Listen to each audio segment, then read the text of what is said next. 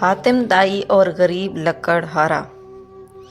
میں نے اس کے سر سے بوجھ اتارنے کے لیے اپنے ہاتھ بڑھائے تو وہ فوراً پیچھے ہٹ گیا۔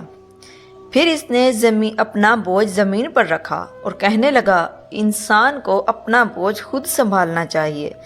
لوگوں کے کاندھوں پہ سوار ہو کر تو صرف قبر کی طرف جایا جاتا ہے۔ آج سے سینکڑوں برس پہلے عرب کے ایک قبیلے میں حاتم نامی شخص پیدا ہوا۔ وہ اتنا سخی تھا کہ اس کی سخاوت کے قصے دنیا بھر میں مشہور ہوئے۔ اس کے دروازے پر جو شخص بھی آیا اپنی ضرورت پوری کر کے گیا۔ کہتے ہیں اس سے اپنے ایک گھوڑے سے بہت پیار تھا۔ گھوڑا بھی اپنے مالک کا وفادار تھا۔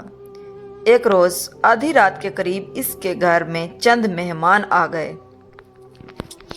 اتفاق کی بات کہ اس وقت حاتم کے پاس اپنے مہمانوں کی دعوت کے لیے کچھ بھی نہیں تھا اور رات کے وقت اس کا انتظام بھی بہت مشکل تھا۔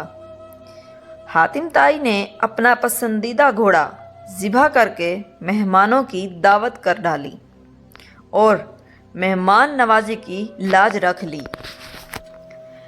ایک مرتبہ اس نے عرب کے سرداروں کی دعوت کی۔ اس روز 40 اونٹ ذبح کیے گئے۔ دعوت ختم ہوئی، سردار آپس میں ادھر ادھر کی باتیں کرنے لگے۔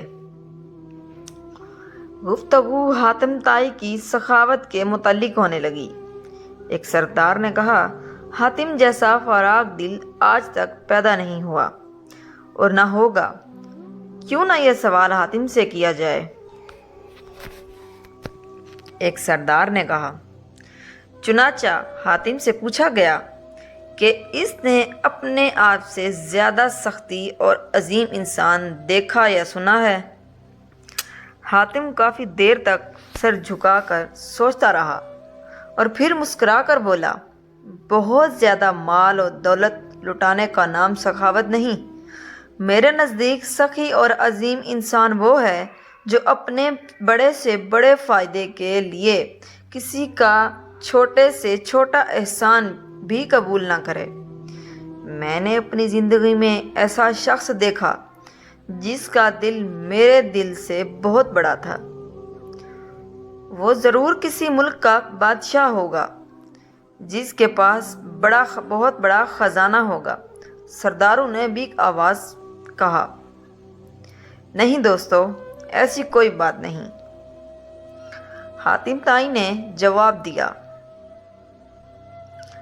وہ تو ایک لکڑہارا تھا۔ تمام سرداروں نے حیرت سے ایک میزبان کو دیکھا تو حاتم نے کہا کہ ایک روز میں نے سارے شہر کی دعوت کی۔ مہمانوں کو کھلانے پلانے کے بعد میں جنگل کی طرف نکل گیا۔ وہاں میں نے ایک بوڑھے شخص کو دیکھا۔ اس نے اپنے سر پر لکڑیوں کا ایک بھاری گٹھڑ اٹھا رکھا تھا جس کے بوجھ سے اس کی کمر جھکی جا رہی تھی۔ اس کے پھٹے پرانے کپڑے پسینے میں بھیگے ہوئے تھے۔ میں نے ترس کھا کر اس کی مدد کرنے کا فیصلہ کیا اور کہا، بابا جی، میں آپ سے چند باتیں کرنا چاہتا ہوں۔ یہ کہہ کر میں نے اس کے سر سے بوجھ اتارنے کے لیے اپنے ہاتھ بڑھائے تو وہ فوراً ہٹ گیا۔ پھر اس نے اپنا بوجھ زمین پر رکھا اور کہنے لگا، انسان کو اپنا بوجھ خود سنبھالنا چاہیے۔ لوگوں کے کاندھوں پہ سوار ہو کر تو صرف قبر کی طرف جایا جاتا ہے۔